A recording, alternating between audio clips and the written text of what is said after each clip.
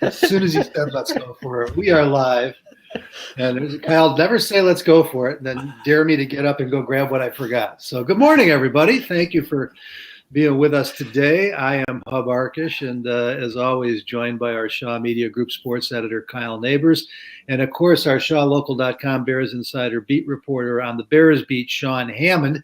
And we're just laughing. We were visiting a little bit before we joined all of you. And as soon as Kyle said, all right, everybody ready? Are we set? Should we go? Let's go. And I got up and walked away. So my heart stopped there for a second. I'm like, where the hell are you going?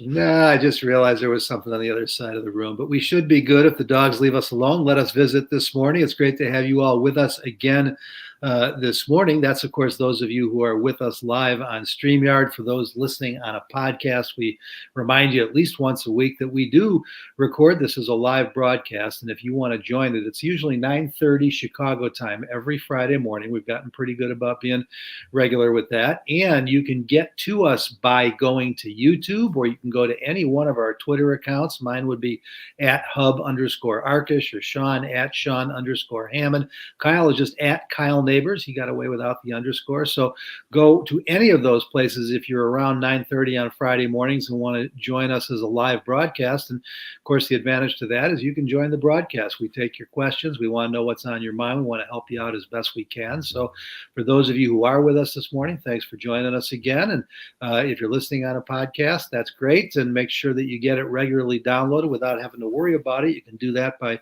going to iTunes or the App Store on your phone, or go to ShawLocal.com and download a subscription to the podcast. So, guys, I am just back about 36 hours now from Palm Beach, Florida, where the NFL's annual meetings were. They're owners' meetings, and we call them the owners' meetings, but these are actually the annual meetings. This is the big boy. This is where they go for, usually scheduled for 2.5 to 3 days. In recent years, they've been wrapping up at the end of the second day, and did again this week. But all 32 teams represented at these meetings by their owners and their general managers and their head coaches. And so it is a veritable live stream of facts and news and breaking stuff, chance to catch up with people on every team, and also had extensive sit-downs this week with Bears general manager Ryan Poles and head coach Matt Eberflus. Got to spend about 20-25 minutes with the chairman of the board, George McCaskey. Really the first time that we've talked to George since he announced Ryan and Matt as his new GM and head coach, and only the third time that we've been able to visit really in an interview setting and ask questions and get to find out more about the plan from Ryan Poles and Matt Eberflus. So, guys, it was not eventful as annual meetings go. I think people hoped for a lot more out of rules changes. They did adjust the overtime rules for playoff games only. You had to know that one was coming. I don't know what you guys think. I'm fine with what they did. To me, it was always just about each team getting at least one chance in overtime. After that one chance, if both teams do the same thing and you have to keep going, then fine. Then you can be in sudden death. But we've had playoff games ending with one of the teams that earned the tie never getting a chance to touch the football. That has been fixed. It's for the regular season only. Some people were disappointed, wanted more, wanted it in the regular season. Postseason only. And some people were disappointed, wanted it in the regular season, or wanted more extensive changes. Sean, I'll ask you first. I don't know what you thought about it. I thought this was all they really needed to do. Yeah, I'm fine with it, and I'm fine with it only being in the postseason. From the perspective of, we don't need regular season games going any longer than they already are. I think I'm fine with that. Most of I don't have the numbers in front of me, but I know reading up on this topic, like it's much more of an issue. It's a small sample size, but it's much more of an issue in the postseason than it is in the regular season. Because in the regular season, you got a lot of teams that aren't necessarily going to go down and score that first possession, and there's a lot of teams that struggle to do that. So those games aren't always coming down to this issue, and I'm fine with it being just in the postseason. These offenses are so good now. We saw it with the Bills Chiefs, of course. We don't know if they would have gone down, if the Bills would have gone down and scored, but it sure seemed like they had things rolling there in that second half. Kyle, I think the thing about postseason versus regular season is there is real concern about injuries, the amount of time these players are spending on the field. They don't want them exposed any more than they already are. The Players Association weighs in on this. They're already getting ready for the next big fight because they know the 18th game is coming sometime in the next couple of years. Not happy about the 17th game. There were good reasons for considering not extending it to the regular season. And nobody likes a tie, but I think considering the trade-off, I'm okay with it. I mean, if you can't get this game sorted out, in regular time and with overtime, even be it sudden death in the regular season, that's one thing. It just in the playoffs, it was punitive to a team that really was being punished simply for losing a coin flip. Yeah, it certainly needed to be fixed for the postseason. I mean, I personally would have liked to see it extended to the regular season. I get why they wouldn't do that. I think fans in general would like to see it in the regular season just because, one, it's more entertaining, and let's not kid ourselves, gambling has a lot to do with this, whether it's, betting in Vegas or, money on your fantasy team. We all want games to extend a little bit longer if we can. So I think when we hear the outcry about that, that has a lot to do with it. Now I'm surprised that the NFL doesn't feed into that. They're always looking to build the hype. That's one way to do it, right? There's always that letdown of a game ending in overtime or ending quickly in overtime. But I do think that you would have some pushback from the Players Association, and so we'll see how this goes. I do expect that at some point it is going to find its way into the regular season, though. Yeah, these things usually do come in progressions. They don't like to make radical changes, and that's kind of a segue to what was really the second biggest topic amongst those who were at the meetings, attending and waiting to see what was coming. And to me, one of the biggest disappointments I've had in years, relative to the taunting rule, which took steps towards ruining the game last year in many respects. Troy Vincent, the director of football operations, who oversees the meetings with the competition committee and the discussions of these rule changes as they're proposed to the owners, had the audacity to tell us that of the 61 taunting calls last year, only 4 were inappropriate, and that they were concerned as much about the ones that should have been called that weren't as they were about fixing all the ones that should not have been. He even said, as an example, because it was one that many people talked about, that yes, Tyreek Hill should have been called for taunting, for putting up the peace sign as he went for the tying touchdown in that miraculous playoff game with Buffalo, and people in the room just turned around and looked at each other kind of taken aback. That's the position the league is taking. Now, what they did say is that one of the reasons that they've been lobbied hard by the NCAA that wants them to stick with these rules, that they're worried about sportsmanship, that they want to, teach young people well. But guys, I don't know a knowledgeable football fan and analyst or many people inside the league who felt that there was a problem prior to putting an emphasis on this rule and who agree that games should be changed based on penalties being called when players aren't even sure what they're doing wrong. It was almost stunning to me, Sean. Really had the balls to take this position, but that's the way it's going to be. Now, what they may do behind the scenes is they may tell the officials to call it a little differently this year because they've got to be embarrassed by some of what happened. But the official league position is that not only is the taunting rule not changing, it could get worse. I think this whole thing is ridiculous. I'm in that same boat. I don't know. They're trying to fix something that wasn't broken, and you got a camera set up in the end zone so that you can show your guys celebrating, but you're also telling them to not celebrate at the same time. It's just mixed messages. Anybody who has a problem with Tyreek Hill putting up a peace sign as he's running for a electric touchdown in a huge playoff game. I mean, I don't know why that would be an issue for anybody. It's interesting that you say that it's potentially something coming from the NCAA. Is that what you were saying, Hub? Well, no, what Vincent said in defending it is he said that one of their concerns is that the NCAA has let them know that they'd really want them, they'd appreciate it if they would stick with their taunting rules because it's what they're trying to teach their athletes coming out of school.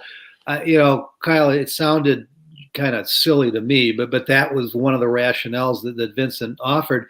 I think at the end of the day, reasonable adults know the difference between taunting and players celebrating and talking smack. And unfortunately, this is changing the outcome of games for no reason that I can understand. Yeah, I mean, it was infuriating to watch at times last year. You talk about them maybe or at least publicly try not to walk it back while behind the door or behind the scenes, working to make it less of an issue. I can't remember what penalty it was, probably about 3 or 4 years ago. If you remember, they went absolutely hog wild with it in the preseason and then the first couple of weeks of the regular season. And then all of a sudden those calls kind of fell off a cliff. I can't remember what Wasn't it it was. the cute quarterback hits or something? Wasn't there a No, game with it? Is that what you're I thinking think of, Kyle? I think it was the adjustment in the pass interference rule as they were trying to figure it out. Yeah. And then they got a few weeks in and they realized that they weren't handling it right, and they just kind of backed away from it. And I think that could be what could happen here is they don't have to admit to anybody they were wrong, but behind the scenes they may be schooling these officials a little bit better, or at least you would hope. And I would certainly hope so, that they're going to make some adjustments to it. We talk frequently. When I say we, I guess the general public, about the steps Major League Baseball has taken to make the game less friendly to fans, and this is in that same vein. It's the NFL, so people are willing to put up with more than they are baseball, but I mean it's definitely something that rankles fans, and I just don't see a major upside to the NFL finding a way to poke people in the eye when they don't need to.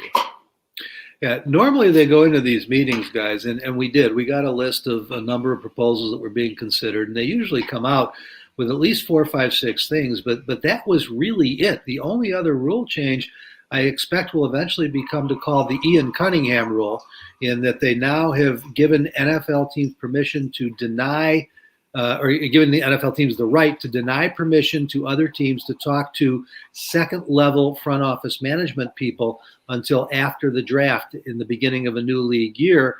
The Bears were able to go and get Ian Cunningham away from the Philadelphia Eagles, their director of player personnel, with the title of assistant general manager. And the Bears are certainly happy about it, and I'm sure Ian Cunningham is happy about it.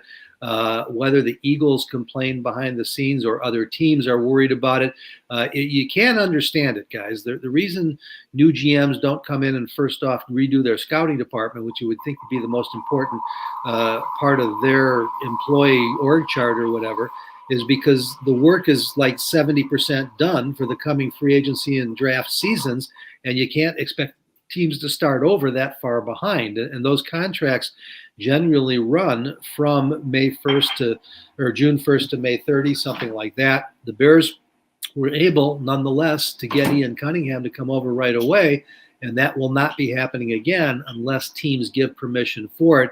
It's not a big deal, but it was the only other rule change that really was made, Sean. Yeah, and this is an interesting one. Hub, what sort of impact do you imagine this is going to have on hiring processes in the future? Not much, I wouldn't think, because it doesn't happen all that often. I mean, I was surprised that the Bears were able to make that work. I know that 4 GM changes in one off season is actually a fair number, and so maybe there were a few other hires like this. There's none that jump out to me. I think this was one that the owners were more concerned about because of the possibility that it put them at a competitive disadvantage. They're willing to lose a game here and there on a bogus taunting call, but they don't want to year-round be short-staffed in a talent acquisition season, if you will, calendar year, because they got stuck in the middle and had to start over. So, Kyle, other cities, they may not even be talking about it. I think the fact that it was the Bears getting Cunningham that was the obvious impetus for this is probably why it's a little more relevant here. Yeah, it's not something that comes up a ton, but teams definitely or clearly want to protect against something like that happening or becoming more of a regular occurrence. Looking through here, I was trying to find something. Timothy Wire, there's a difference between taunting and celebrating. Definitely, but I think that's where the league has yet to kind of figure out where that line is. And a lot of that comes to what fans are willing to, I think there's a visceral reaction, right? Like most people know when it's taunting, I guess, but like there's no really clear line. And these referees are having to make these decisions really quickly too. Yeah. And Tim, what's interesting about your point, because yeah, there's an obvious difference, but if you think about it, until last year, 70-80% of the taunting calls were coming in the end zone. That's where they decided this was a problem, where teams were overdoing it, where they were taunting. You rarely saw taunting on the field, and yet now it's legal in the end zone, but they're calling it on the field. So it's a different kind of calls that they're making. I keep getting stuck on this one because it was so stunning. I don't know a knowledgeable football person, or at least let me rephrase that. I haven't talked to a knowledgeable football person since the Bears-Steelers game who didn't agree that it was 90-95% likely that the Bears win that game if not for that call on Cassius Marsh. And if you look at what he was doing, I don't know how you call that taunting. I mean, he posed for maybe 2 or 3 seconds looking at the Steelers sideline. I mean, he could have been looking for an old friend for all we know. He obviously wasn't. He was obviously saying, that's what you get for cutting me. He wasn't taunting him. He was. That was his celebration. It was a quiet celebration, and I think I know, from talking to him afterwards, he had the taunting rule in mind as he was doing it and thought he was being careful not to violate it. So, Sean, I think that's the issue. Tim's right. Yeah, it's the same thing I just said. Reasonable adults know the difference. But it's like the league is insisting that the officials go over the line and call things that obviously, or at least seem obviously shouldn't be a problem. Yeah, if we just have a clear understanding of what is and isn't taunting, I think that would clear a lot of things up. Not that that's an easy thing to do because, like we said, there's a fine line, but it'd be nice.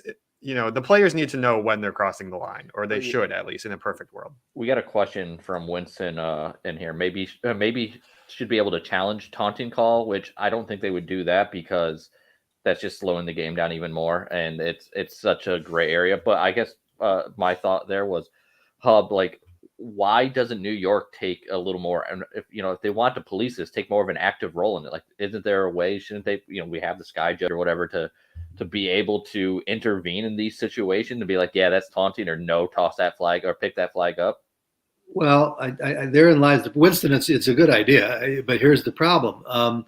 It wouldn't really impact the length or timing of the game if it was just one of the coach's normal challenges. In other words, you don't add extra challenges for taunting, but if a coach wants to challenge it, you'd like to see him do that. But then who do you go to? You got to have the morality police somewhere. You're going back to the guy who threw the flag and saying, okay, look it again and rethink it. I mean, how many times are they going to say I was wrong? So it's a bad rule is what it is. And it could be fixed fairly easily. And again, I certainly hope this is, what is going to happen is by leave it in place. So you look like you're doing the correct, idealistic, moralistic things, but now train your officials this offseason. Come on, guys, use your heads. Make sure that it's taunting when it isn't. Guys, I don't know about you, Sean or Kyle, but I've talked to players about this. I have yet to find a player who thinks there's ever been a correct taunting call, because to them, they'll tell you they're just talking smack. It's what these guys do. Nobody gets their feelings hurt by it. It's not like players are being offended or coaching staffs. I mean, it's kind of the machismo of the game, if you will, and trying to legislate it just seems to me like an effort that's guaranteed to fail. Maybe I'm wrong, but maybe let them challenge it, Winston. It's not a horrible idea. I just don't think you're going to see that help much if they're still making these bogus calls. What do we? What else we got in the queue here, Kyle? We got our guy Don Burr from Detroit checking in. All right, welcome, Don. He wants us to talk about, or can we talk about Penei Sewell looking like a damn 10-year Pro Bowler working out on social media?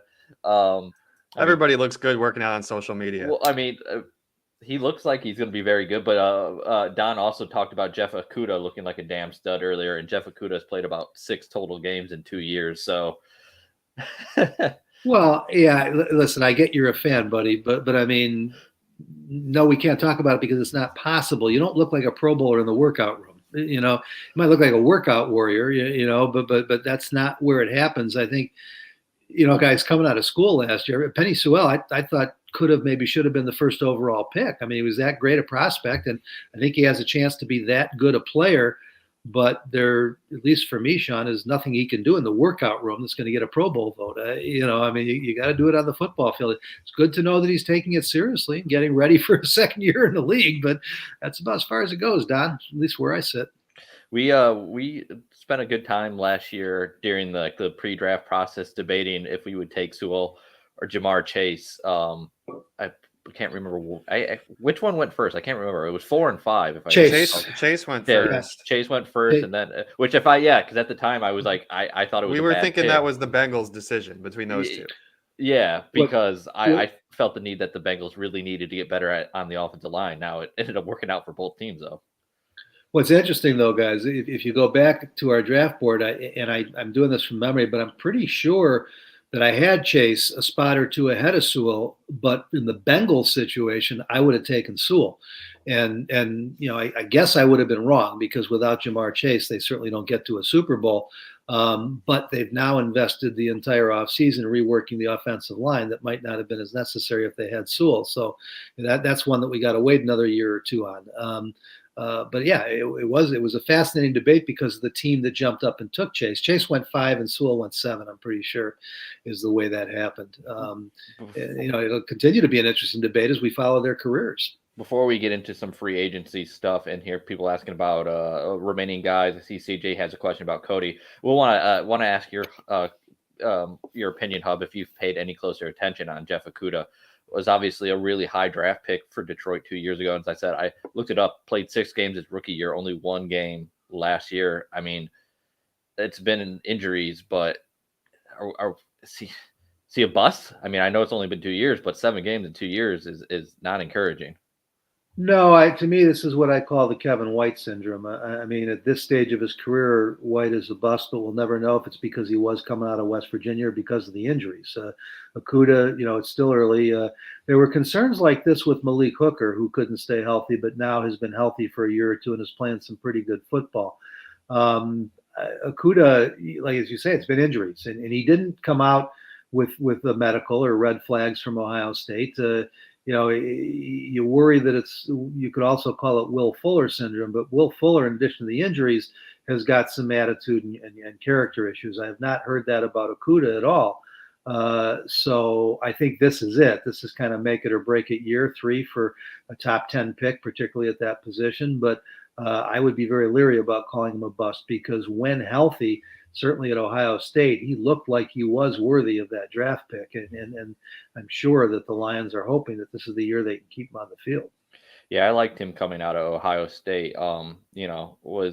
Their secondary has been bad for several years now. And if I recall correctly, that was coming right on the heels of the Darius Slay trade to Philly.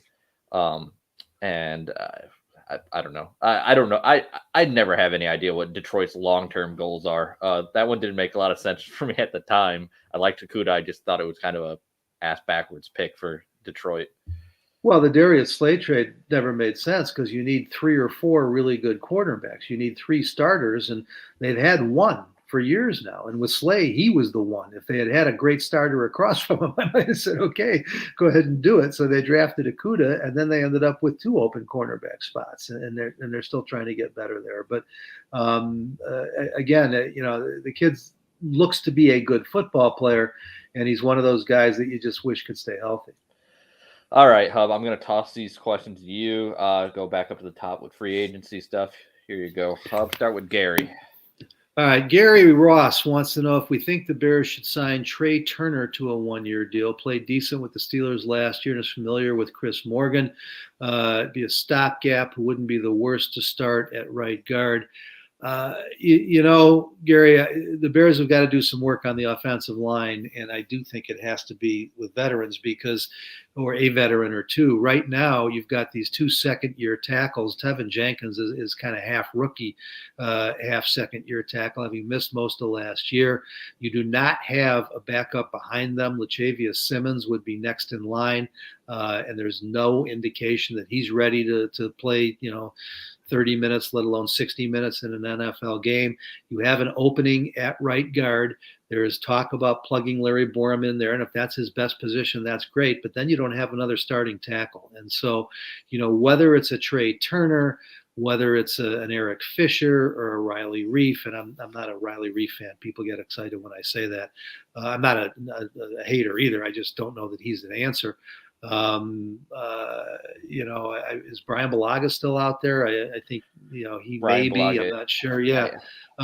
You need to bring in a veteran or two on that offensive line. Now, whether it's Trey Turner or not, Sean, he was at the height of his powers in Carolina. He was an All-Pro a year and a Pro Bowler for a few years, but didn't play all that well after he went out west, and wasn't horrible with the Steelers, but hasn't been the player that he was, when he was going to Pro Bowls. So I think it would be a worthwhile move, depending on how you feel about where you're at the tackle position. That's really the key, because I don't know that they're going to bring in 230-somethings on that offensive line.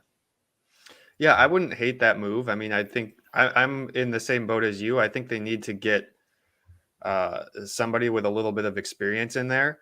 Everything that they've shown, everything that we saw through the Bates stuff with Ryan Bates and what they've been trying to do on that offensive line, really at every position too, is that they're going to wait out, and they seem to be waiting to get guys in a certain price range that they like. And I think it's sort of a waiting game at this point. I don't know if I don't know what a guy like Trey Turner would command, but certainly he could fill the need. I don't know if that's exactly what they're looking for in terms of price.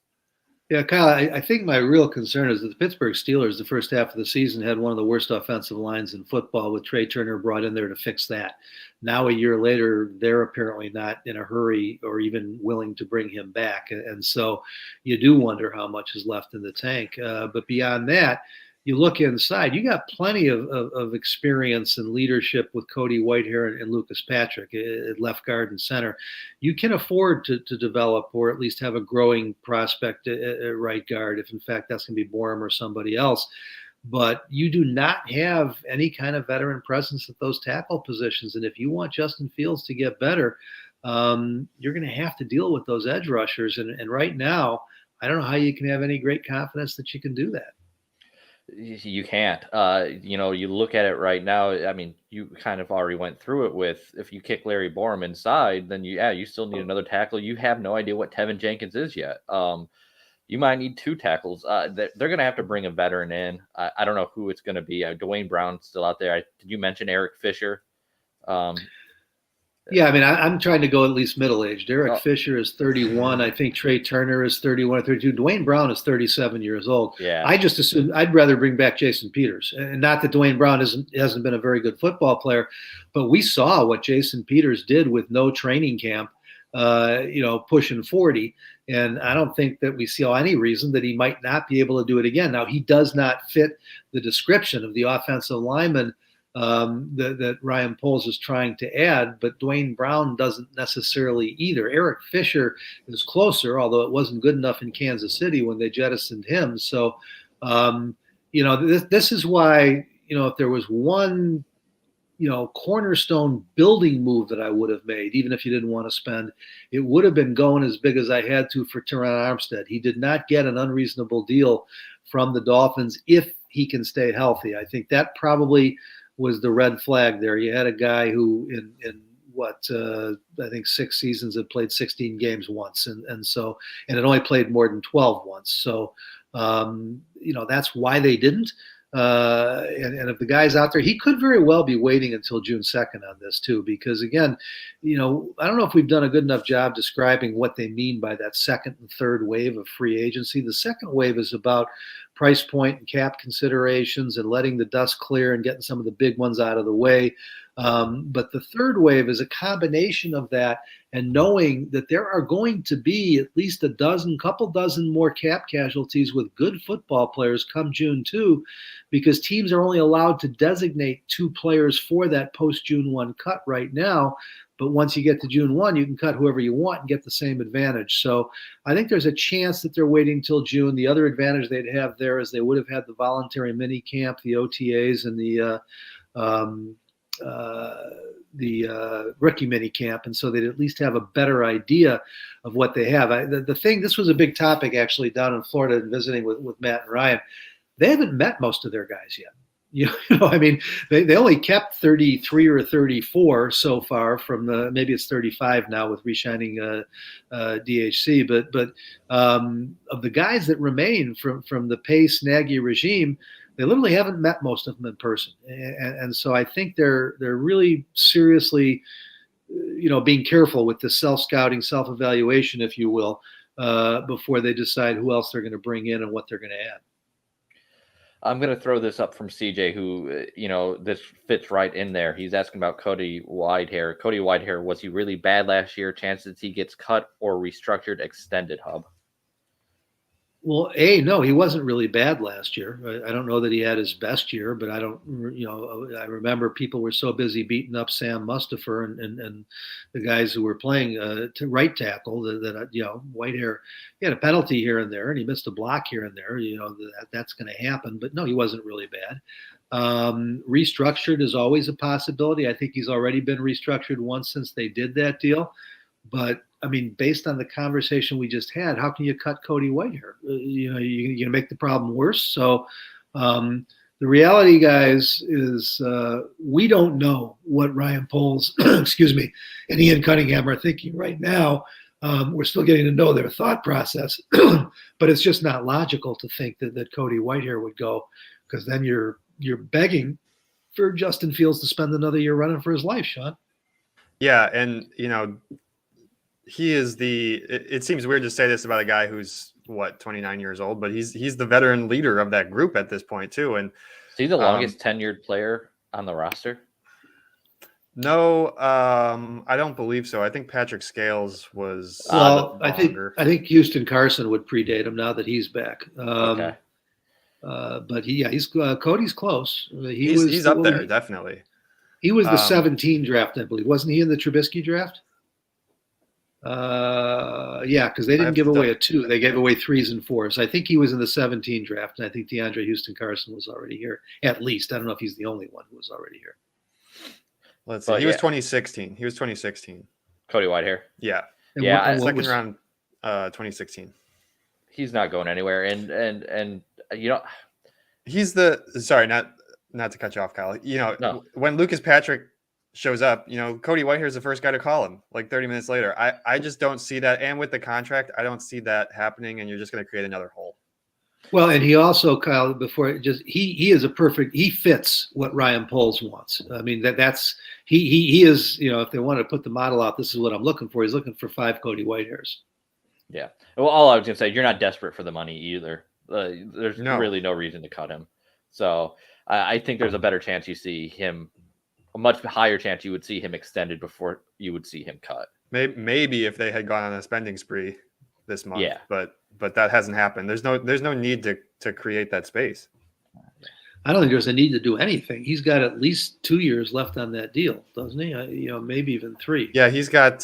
He is through 24. There's a void year on the end in 25, but so three more years. Yeah, it's not an onerous contract for a quality starting guard. So they might play with it to restructure if they eventually need cap space. But right now, there's just no reason to do anything.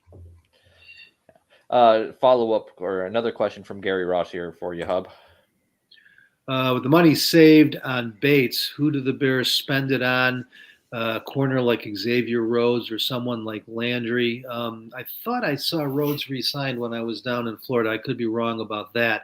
But they just spent it on Dane Cruikshank. I mean, they're not doing this by position, and even more to the point, they didn't need to save the money on Bates. I mean, right now they're sitting on roughly 30 million in cap space, and they're just building up what they're going to roll over to next year. At this point, when you're playing with the bottom of the roster, you're not adjusting the cap all that much. They had to go for the higher $2.4 million tender on Ryan Bates. They didn't have to, but they did. And so that's what he would have counted against the cap. So in spending $1 million on, or guaranteeing $1 million, I should say, on Cruikshank, I don't know what the cap hit is on that though. So it's not about trading dollars, guys. You're living in the last couple of years with Ryan Pace where they were pushing the cap. They've got plenty of cap space now, so it's not really an issue in who they sign. It's a question of what they're looking for is Akeem Hicks, Mario Edwards Jr. type players who they don't just bring in for a year to fill a spot in free agency, but younger veterans they think have not played to their potential yet. They believe that they have that in, Al-Qasim Muhammad. They believe they have it in Nicholas Morrow. They think they have it in Justin Jones. They hope they have it in Byron Pringle. We haven't heard what they think of Cruikshank yet, but he could be another guy these are guys that they may see as significant contributors, if not starters, once this team is competitive again. They're not just looking to fill roster spots right now. They can do that with rookies and priority free agents. Yeah, that's absolutely, what we've seen from them. I mean, these are guys who you hope that their ceiling is high and that they reach that. And it's really not going to hurt you in the long run if they don't, because you're not investing huge dollars in some of these guys. And you're right, Hub. We've seen that. There's 5, 6, 7 examples of that this spring. Guys, Muhammad's the best example because you've got the NFC's leading pass rusher. Robert Quinn led the NFC in sacks last year with 18.5. Al-Qasim Muhammad had 7 with the Colts, who had some pass rush issues. It was by committee. They didn't have a force on the other side like Quinn that had to be dealt with. And so now, you probably can't count on Robert Quinn to have 15, 18 sacks for too many more years. But at least as you head into what this roster looks like right now, while Quinn is still doing it, I think they see Muhammad as a nice potential, probably not ever going to be their double-digit sack guy, but a guy who could be on that left side for a while if they have a double-digit guy on the other side. Sean, was that for you? Sorry. It doesn't matter. Go ahead, Sean. I was looking up. I was trying to figure out about Xavier Rhodes. So I don't believe he signed. No, I think it was Patrick Peterson that signed. I think Patrick Peterson went back to Minnesota. And I could be wrong, guys. There was so much going on down in Florida for some reason. I know there was conversation about Rhodes, but apparently he did not sign yet. He would seem like he would be a guy. They've brought in a couple guys with and half the coaching staff from Indianapolis. He would seem like a guy who could fit that mold and come in and know what he's doing right away. Well, here, Hub, I want to pose this question for you. So Xavier Rhodes certainly is a guy that knows Matt Eberflus's system, having been down in Indianapolis. When you're talking about players in the secondary, how much does scheme matter in terms of where they land and like if they're a free agent, for instance, like an Xavier Rhodes, like do they have a limited pool or are those guys pretty flexible in the systems they're able to play? Yeah, I mean there's a lot of one-on-one in that position, even when you're playing zone, and so I think the only real scheme consideration is there are better. We talk about lockdown cover corners or cover corners. Some cornerbacks are better in man and better in press than they are in zone, and so you look at your system and say, do we play more zone or do we play more man? If we play more man, then we need a better cover guy. Whereas if we're not playing as much man, we don't have to worry about a lockdown cover corner. We need guys who understand the system and are assignment safe and you can trust to be where they're supposed to be in their zone on the field. But as far as is there a difference between a 3-4 and a 4-3 quarterback? Not really. There is in safeties, but not really on the corner. We got a question from Eric that kind of builds on that for you here, Hub. Do we need to have top-notch cover corners playing in this cover 2 based defense? Also, isn't super important to have a sure tackling strong safety because Eddie Jackson's tackling woes. The Tampa 2 is a scheme that does require more of a delineation between a free safety and a strong safety. You do need one of each to play it really well. You want all your safeties to be good cover guys, but at least one of your safeties has to be more of a hitter, more of a run stuffer, a guy that you can bring up in the box. As far as the corners, the Tampa 2 defense is all based on pressure. You saw it with Lovey. It's just being disruptive in the backfield. It's why the 3 technique and the right end and the will linebacker are also important. And if you're getting great pressure up front, you don't have to cover as long. And so, cornerback is a crucial position in every defense, but in this Tampa 2 4-3 base scheme, you're really more focused on that will and that 3 technique, and then your right end as well as your cornerback, Sean. Yeah, I mean, Hub, what are your thoughts on Crookshank? I mean, is this a guy who could fill a starting spot at that safety position? Well, he never could in Tennessee. He ended up starting 4 games at the end of this year, but I think that was as much of due to injury, I should say. I as imagine else. so, yeah. And so you always worry about a guy, who has played a lot in sub packages and in special teams, and been a very good special teamer. Now that is interesting, though. Something that Eberflus said to me. We were talking Tuesday morning, and I asked him about the Sam linebacker position, and he said it's a good question because we don't necessarily have one right now, but in our scheme, the Sam is only on the field about 15 to 20% of the time because of all the sub packages that we're in, and nickel and dime. And so, you need depth as much as lockdown cover corner skills. You need that slot to be as good as your 2 starting corners. And depending on who the dime back is going to be, now the dime could be Crookshank because he allegedly is very good defending tight ends. And there was much made about the playoff game where he was given the assignment to shadow Travis Kelce and shut him down. I don't know if it was a playoff game or regular season game, but that's the tape that they're saying that we should look closely at. So I think they see Crookshank as being a contributor. I don't know if they've penciled him in right now as the starter next to Jackson or not. But if you've got good athletic corners who understand their assignments, you're not going to worry about them as much as you got to have somebody special at the will and at the 3 technique, Kyle. Yeah. I mean, there's multiple spots on this defense that they still need to figure out here. They need to get better talent at pretty much, definitely the second level and the third level into the secondary. I was trying to figure out here. I don't know if either of you guys seen it, and this was more curiosity than potential fit for the Bears. Just looking through remaining free agents, though, are Kyle Fuller and Bryce Callahan still out on the street? I know Bryce Callahan was, and I don't know if Kyle is. I can't find anything on him, so I haven't seen anything. And not saying they're a great fit for the Bears. I mean, I'm just wondering at this point, just because I find that interesting. Well, I mean, Kyle Fuller is a former first-team All-Pro corner, and I want to say he's 30 years old now, 29 or 30. And so actually probably a better fit than Xavier Rhodes. I know that his teammates liked him a lot, when he was here. He was a leader on the team. Obviously, it's the Fangio, Nagy pace regime.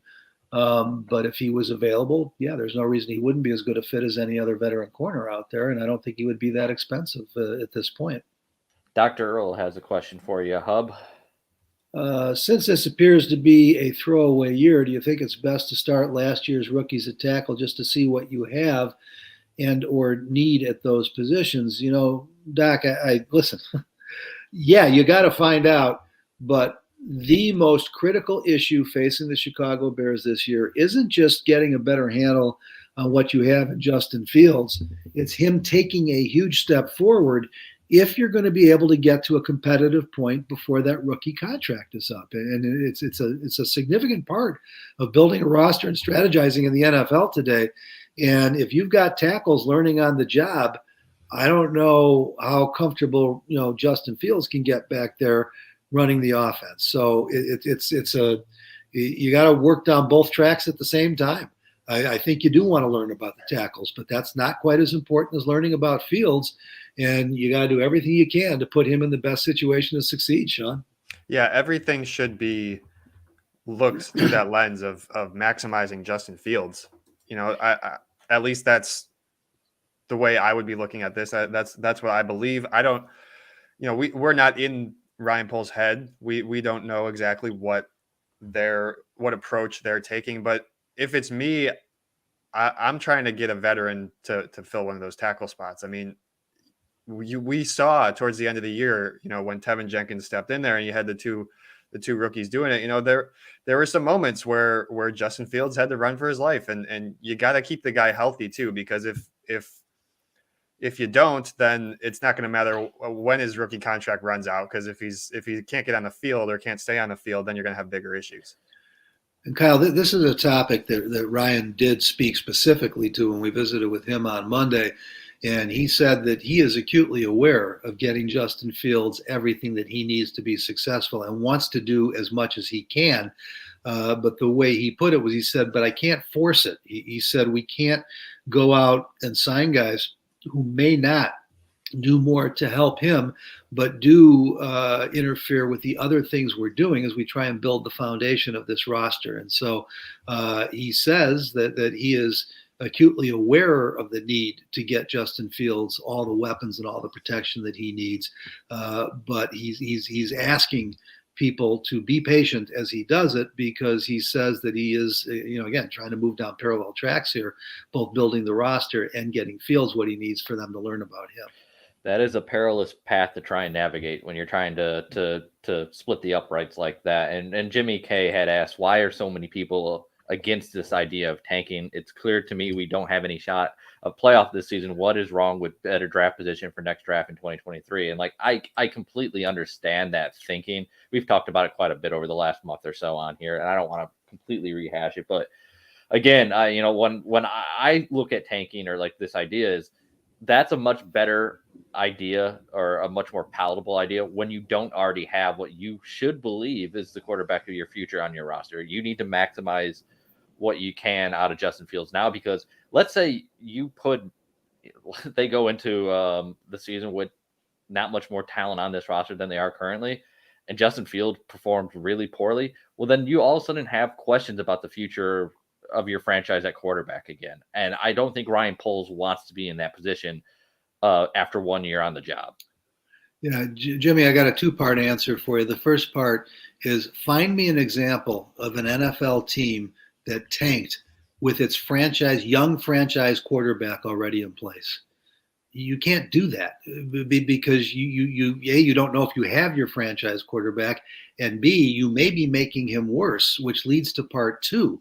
There is a perception, even amongst the doubters and the haters, that Justin Fields, David Montgomery, Khalil Herbert, Darnell Mooney, Cole Kmet, maybe Tevin Jenkins and or Larry Borum, on the defensive side, certainly Roquan Smith, Jalen Johnson, probably Eddie Jackson, possibly a couple of these kids that they just brought in. There is the belief that these are guys that can be part of a good competitive team. How do they get better and improve and get to that level while you're tanking? And so, the only time that I can think, I've never heard of a team tanking for anything but the quarterback. Yeah. If you think about it, I mean, have we ever heard of talk about, hey, let's tank so we can draft Jadeveon Clowney or Penny Sewell or Jamar Chase? No, nobody ever talks about that.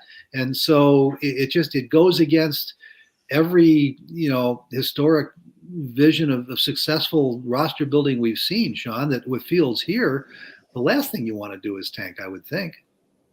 Yeah, you already have your quarterback. You're not tanking for a Trevor Lawrence or a surefire number one quarterback pick, and that's really what you think of when you think of tanking in the NFL. They're going to have a good. I mean, I shouldn't say they're going to have a good draft pick, but the way this is shaping up, I mean, I don't expect them to I don't know what I would be expecting next season as far as wins. And if you're in the top 10 of the draft, you're going to be able to get a good player. Guys, the only three positions I can think of that there's even a perception that you need a top 1, 2, or 3 pick to get one are quarterback, left tackle, and edge rusher. Those are guys, when you think about it every year as we look at these lists and we look at the top 5 and the top 10, and yeah, you'll see, cornerbacks, wide receivers, whatever it may be. But really, this whole tanking conversation, it's all about quarterbacks, Fies. And unless you want to move Justin Fields and try it again, and you certainly don't want to do that in this draft, there's no need to do that. Jimmy followed up here. Didn't Jaguars and Jets tank last season? Jacksonville definitely not. Like, they tried to bring in reinforcement. I mean, they franchised Cam Robinson. They brought Marvin Jones in. They drafted Travis Etienne, even though they had James Robinson. And they brought in players to try and surround Trevor Lawrence. That was just a dumpster fire when it came to the coaching staff. I don't think they were purposely trying to lose at all. The New York Jets, well, I don't really know. They're a bad franchise, and nobody knows what they're doing. The New York Jets have been tanking for 20 years, so they're probably not the model you want to follow anyway. Yeah, Jimmy, I think the answer is, I understand your point, but the answer is no. They didn't tank last year. The answer is the year after tanking usually looks as bad as the tank year because you just got done tanking, and you can't rebuild a roster in 1 year. But they immediately put Lawrence and Zach Wilson on the field. They wanted them to learn through experience and hard knocks, if you will. They also did as much with the other picks that they had besides Wilson and Lawrence to build around them. The Jets made a big commitment to their offensive line, even though it still needs to get better. And as Kyle pointed out, the Jaguars made some other significant moves. So that's just the year after tanking. It's still going to look bad because you just got done tanking. You got a crappy roster. But now maybe you've got your quarterback. So once you've tanked and gotten that quarterback, everything from that point on is doing what you can to add as many resources as possible to develop that player. And that is through some combination of the draft and free agency. And, you could be a team like the Rams that says, screw the draft choices, let's just go get veterans. Or you could be like most other teams that don't want to invest too heavily in free agency. They want to keep drafting high because, that way their cap stays a little bit lower and they're not in cap trouble when it comes time to re-sign these guys. Yeah, Eric came talking about Philly tanking at the last couple of games with Jalen Hurts that cost Peterson his job. But I throw that up there because I was thinking about this actually the other day. Like, let's say the Bears are terrible this year. The Bears tank like some people want. All right, there's 1 year of Matt Eberflus, winning 2 or 3 games. What are the realistic expectations in 2023, right? You win 6 or 7 games. So then you go into the third year. Let's say they don't make the playoffs. Let's say they only win 8 or 9 games. Well, then, how many NFL coaches are able to go through a cycle where they miss the playoffs 3 years in a row? Like, particularly when you already have that young quarterback in place too, right? Like, all you're doing there to me is you're shortening or you're narrowing that window or your chance to succeed when you do that, when you already have the quarterback in place. Yeah, most regimes don't have the time to tank, is what you're saying, Kyle. Yeah. Right. Yeah. But here's the real problem with tanking. Okay, why do the Patriots never have to tank? Why do the Packers never have to tank? Why do the Rams never have to tank? I mean, I can rattle off the Baltimore Ravens never have to tank. The goal is to build an organization that doesn't have to, not to do it for no reason, just because you want higher draft picks. To me, there's never any justification for it. I think it's offensive to fans who are paying, $125, $150, $200 a ticket that they're doing that so they can go watch a team trying to be bad. I think there's all kinds of other negative connotations that come with it. People want Steve Ross's team taken away from him because he allegedly, asked Brian Flores to tank games, and people are up in arms. He should have his team taken away. He should be suspended for life, this and that. And yet the same people turn around and say, well, but if you're the Bears and you want to get better, or if you're the Jets and you want to get better, you should tank. No, tanking is not a recipe for success at the end of the day.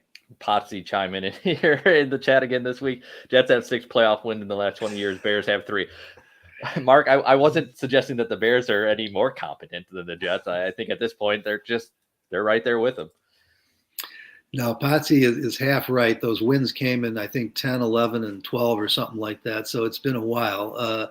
But yeah, guys, at the end of the day, mean, we can stay on this subject, but I can't imagine who'd be happy with tanking, I mean, or who thinks it's a good idea, particularly if you believe that Justin Fields can be your playoff winning quarterback, if not your franchise quarterback. And Stephen Marshall had come in here but it sounds like you want Poles to build a roster in 1 year. And so I've seen this in the comments a lot the last couple of weeks after we've gone off the air, with people saying, well, yeah, like these guys expect them to turn around. Like, and no matter what the Bears do this offseason, I expected them to be bad, or at least at best mediocre. I don't think they needed to go hog wild, but I do think there are certain foundational pieces that you need to put in place. Maybe not foundational pieces. There are certain pieces you need to put in place to ensure that those young guys are able to thrive this year. So in 2023, you are ready to go. Yeah, right, I mean, go ahead, Sean. I'm sorry. I was just going to say they have all this cap space for 2023, but you can't expect to, like the comment says, you can't expect to do that all in 1 year. You got to pick up some of these cornerstone pieces every year if you're going to build a team that has a lot of those guys. Yeah, it never occurred to me that they could do it in 1 year, nor is that what I've legislated for. I think my position has been Justin Fields needs a number one receiver. Those guys were available in free agency. One of them was your own guy if you could have worked it out and kept Allen Robinson. But short of that, you got to get him a number one receiver, and you got to get him a 3 and a 4. Okay, because at this point, Darnell Mooney is a 2. And I think that they had to do something besides just rely on the draft and Byron Pringle to fix the wide receiver position. I was upset with the Khalil Mack trade because having him here, if healthy, and there's no reason to believe he won't be, with Robert Quinn and Roquan Smith and Eddie Jackson and Jalen Johnson, that right there was enough of a nucleus for a defense to be a top 10 defense. And one of the best ways to develop Justin Fields is to keep pressure off him and not expect him to have to go out and win games by himself. And so that's why I was disappointed in that trade. Other than that, I have no real issue with anything that they're doing here. You knew that it was reload or rebuild. It was never add 1 or 2 pieces. Reload meant that there were quite a few positions to address, and we knew that. So no, didn't expect them to turn it around in 1 year.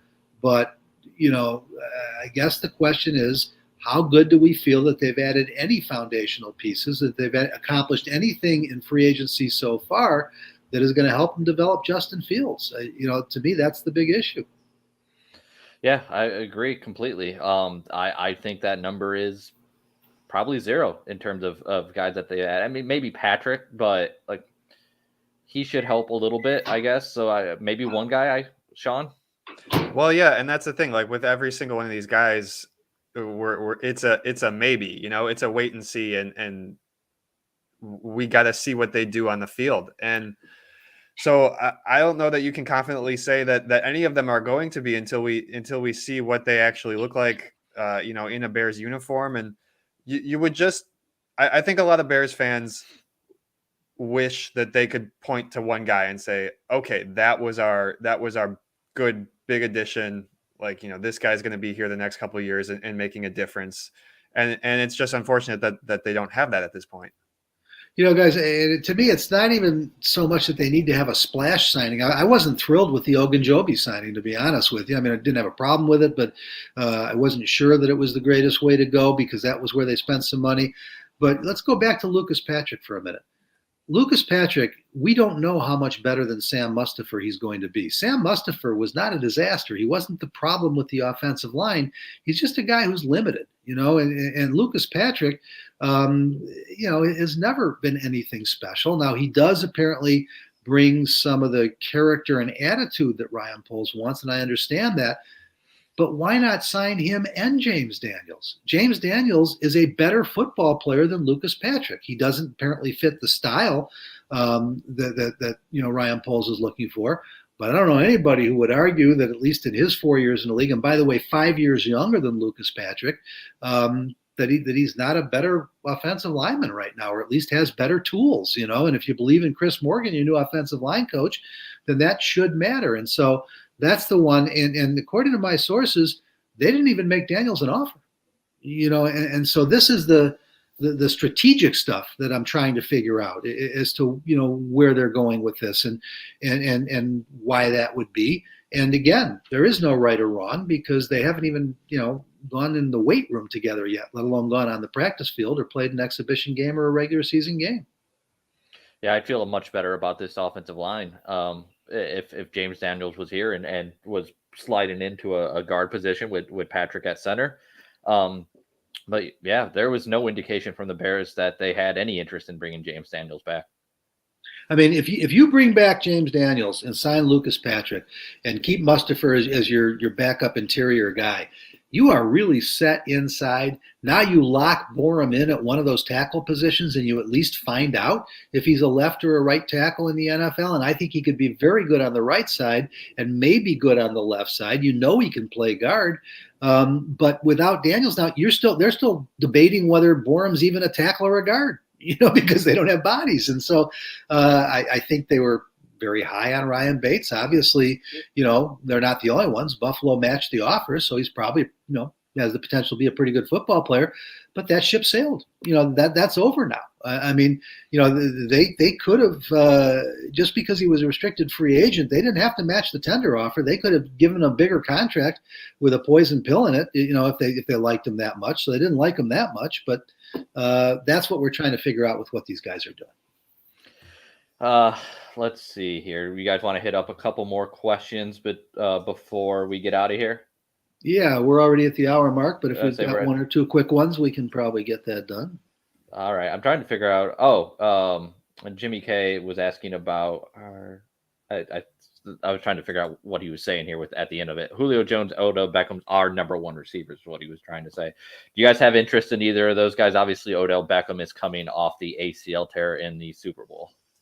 Well, he's coming off the second ACL tear. Yeah. And I can't imagine, would even be available, until probably mid-season, or at least be as close to 100% as he's going to get this time. And so, I don't hate the idea, but I just don't see, with the off-field questions there have been about him and where you're at with redoing your roster, he's probably not a good fit here. I would be intrigued by Julio Jones if I, worked him out, knew how much he had left. He did have a few moments in Tennessee last year where he looked like Julio Jones. I think the concern there is that he wasn't completely healthy his last two seasons in Atlanta, and he wasn't healthy last year, and he's 33 years old. Now, if he brought the kind of presence that Jimmy Graham brought, remember, everybody just, hated that signing, and it turned out, as far as I'm concerned, to be a pretty good signing. And if now Julio Jones probably would want that kind of money, and so I'm not against it, but I'd want more information, Sean, before I'd want to make a move like that. Yeah, I'm not against it either. I feel like that's the type of veteran that they need or that they should be looking for. It's probably, comes down to that price point and whether they want to spend what they would have to spend to get a guy like that. And at some point he's probably going to miss a few games. He's missed games, a lot in recent years, and that's just comes with being 33-year-old wide receiver or 34, whatever he is. He can certainly, I think he can still bring something to your offense, but you can't expect him to be your number one receiver long-term. I don't think. I'm not sure how much Julio Jones has left that he can give you on the field. And this really applies to him or someone, Arch Creep talking about Landry is a better per money side. And this could be a Jarvis Landry true. What I would want is a veteran wide receiver who is able to very clearly communicate with a young quarterback to make that quarterback feel comfortable. One thing you see with young quarterback, and we definitely saw it with Justin Fields, was processing the field, but also trusting, as you hear him talk about NFL open. It's a lot different in terms of trusting your timing with your receivers. And if someone like Julio Jones or Jarvis Landry is able to communicate with the QB, make them feel comfortable to get them leaning that way, I think that would be worth your money, even if they don't give you top production really when it comes to catches and yards. Kyle, Jarvis Landry has been my first choice from the minute the Browns cut him, in part because I know this young man a little bit. I've had a couple one-on-one interviews with him over the years, and he is absolutely a class act. I don't think he had missed a game until this season. I mean, he has been completely healthy, and he is a quarterback's best friend when it comes to third down situations. And he could be, even though he's similar size and style-wise to Darnell Mooney, he could be a great ongoing mentor and tutor for him. And I think if you were to go sign Jarvis Landry, and all you had to count on him to be is your number 3, and then you use that 39th pick and get the guy you hope is going to be your number 1, at least now you've dramatically, improved the options for Justin Fields, because right now there's no options, Sean.